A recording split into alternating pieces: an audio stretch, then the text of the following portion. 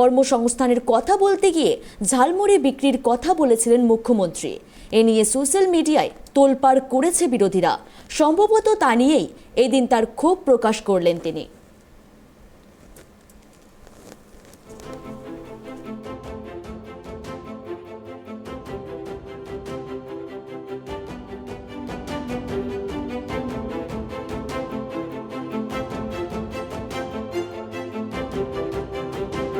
সুতরাং it's a new theme.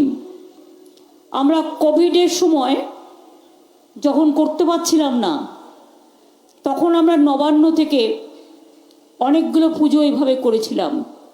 এমনিতেই আমাকে প্রচুর পুজো উদ্বোধন করতে হয়, যেতে হয়। তাছাড়াও এটা মন্দ নয় যে আমাদেরও ওরা দেখতে পাচ্ছে, ওদেরও আমরা দেখতে পাচ্ছি।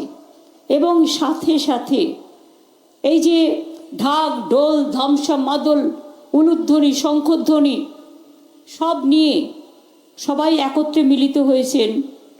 আজকেই তো শুভ সন্ধ্যা, শুভ মহালয়া, শুভ দেবীর আগমন।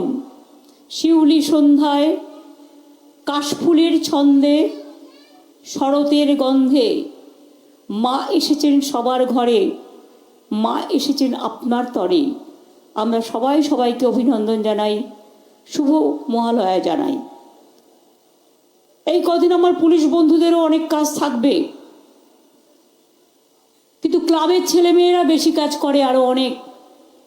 তাদেরও পুলিশকে কোঅপারেশন করে কোন এলাকায় ভিড় বেশি হলো, কোন এলাকায় ভিড় কম হলো, কোন রাস্তাটা বন্ধ হবে, কোন রাস্তাটা খোলা থাকবে, যে বড় বড় পুজোগুলো পুজো করছেন, ভিড় টানছেন, এটা কিন্তু তাদেরও একটা দায়িত্ব থাকবে।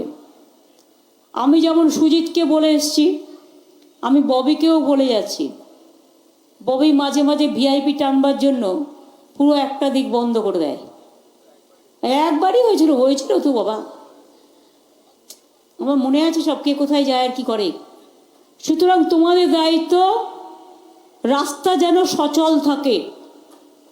ওদের জায়গাটা কম বলে ওরা একজন একজন করে ঢোকায় গলি দিয়ে, সেটা আমি জানি, সেটা ওদের সিস্টেমের মধ্যেই ওরা করে।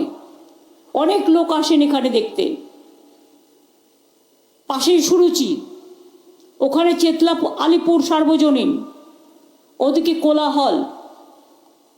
আমি ঠাকুরটা দেখলাম, আইডিয়া ইজ ইউনিক।